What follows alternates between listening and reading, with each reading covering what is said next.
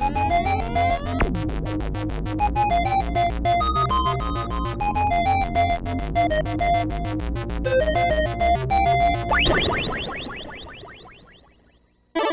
to Squirrels and Robots, episode 119. Thank you, Lewis, for the huge support this week. And Justin, who had a snail mail question and support, and it's for the 4y Records guy. It's for the 4y Records guy! Ugh, get him on the phone. Ow. It's ringing. Shh, quiet, it's ringing. 4y Records, for why are you calling? Question from Justin. Random questions from strangers, great.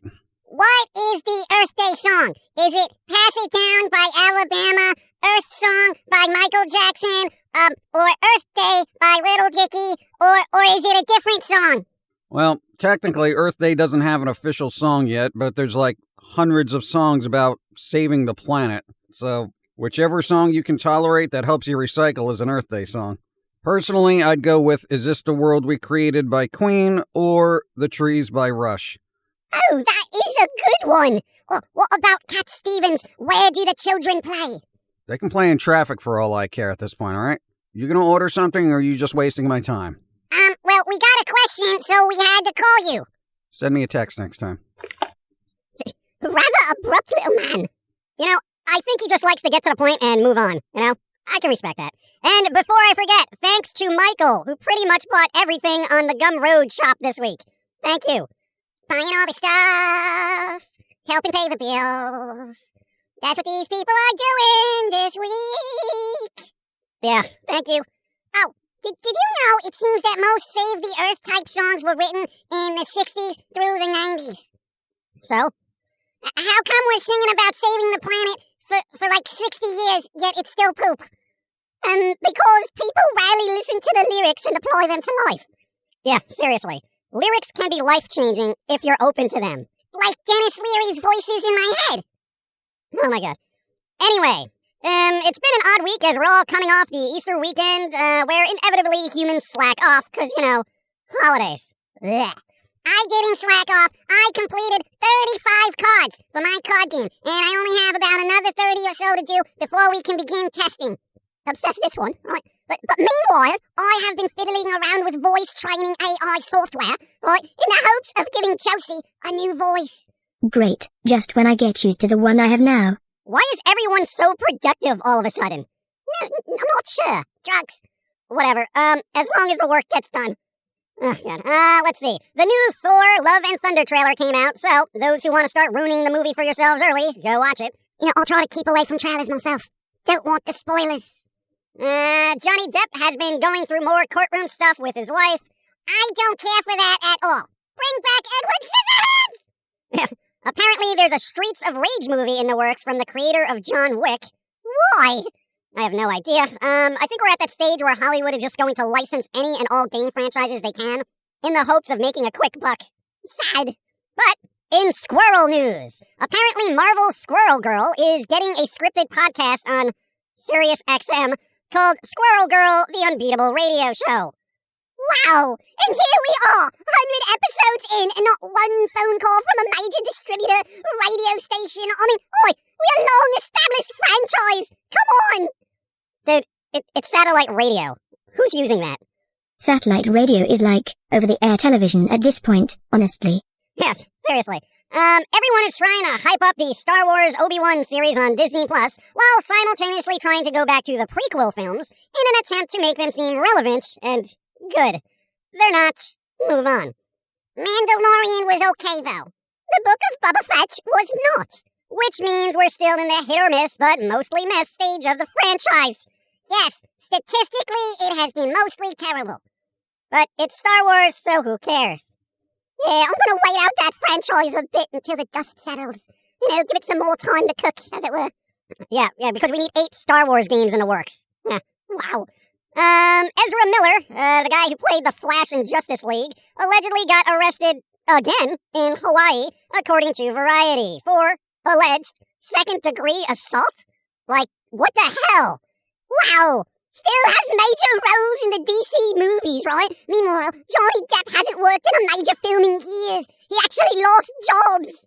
It will be interesting to see what happens in Hollywood. You know, like, will he be canceled? Will he be left alone to continue his acting career? Will Warner Brothers punch him in the face for being a bad human in Hawaii? Will that be the name of Ezra Miller's next movie? Bad Human in Hawaii, starring Ezra Miller. I would watch that, honestly. Where he just goes on a tirade and he's like, oh, being Ezra Miller, get off me, you know? Yeah, it always boggles my mind when actors who get paid a bunch of money, get to travel around the world and all that, somehow end up just throwing all that away by doing something stupid. Seems to be the thing these days. You know, Ezra Miller, Will Smith. It's like, oi, I'm this actor and I'm famous. I can slap you and get away with it. Yo, honestly, it hurts my brain. You know, overpaid clowns throwing away their lotto-winning ticket of a life while others are working 4 jobs just to pay rent. You know what? Yourself, okay? You self-entitled schmucks. Oh, I'll replace that actor as the Flash if you need me to, Warner Brothers. I'm always running around anyway. Ow, I got the speed, too. Yeah, that's not the speed they're looking for. Oh, and more for me. In music news, Jack White just released a new album, as did Psycho Stick, so if you like either of those 2 bands, there you go. Nice. Also further out, another Jack White album, Slipknot, Sum 41, Megadeth, Morrissey, The Cure, Phantom Planet, The Distillers, and some EPs by Weezer. You know, I'm not getting me hopes up on that Cure album, mate. Smith has been working on that forever. Well, it takes him a bit longer, because, you know, he's got to take breaks, reapply eyeliner after crying a lot, you know. Wow. Hey, I like The Cure, but come on. The last studio album was like 2008. Buddy, come on. We're gonna get another Sisters of Mercy album before we get another Cure album at this rate. What is with goth bands being stingy with their music releases? You know, cause Sisters of Mercy, no new album since the 90s, yet they still tour. Bauhaus and The Cure's last album were like 2008. Susie and the Banshees' last studio album was 1995. And Typo Negative died. Oh, what about Joy Division? Also died, mate. Ow. Yeah, all the old goth bands are pretty much wrapping up their legacies at this point. I mean, most have been around for like 40 years, if not more. So, I mean, you can't expect too much more. Except maybe from the Sisters of Mercy. Well, why them? Because I don't think a band should be touring for 30 years without releasing new material. I know we might have covered this before, but didn't the lead singer say he didn't consider his band goth? Yeah, shut up, Andy. You're goth, alright? Damn, I hate that. We're not a goth band. Bruh, read the room. If more than half of your audience looks like a bunch of Morticia Adams and Tim Burtons, yo, you're goth. Accept it and release some new music, you lazy schmuck. Right. There should be a huge goth festival before all these bands retire and or die. They can call it You Are All Doomed and We Told You So Festival. You could have Bauhaus and Sisters of Mercy and Susie and the Banshees reunion and London After Midnight and The Cure and etc. Well, mate, there's plenty of goth festivals out there, right? You know, but some have been going on since the 90s. But mostly in Germany and Belgium. But the newest one in the States that started in 2021 is called the Unconvention. Supposedly it's 3 days of dark, spooky stuff on November 18th through the 20th. Unfortunately, it's in New Jersey. I guess that's something.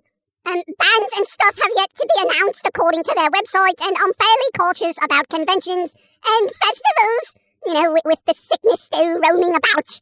But hopefully it will be a thing, you know, but other than that, Germany, mate. Germany.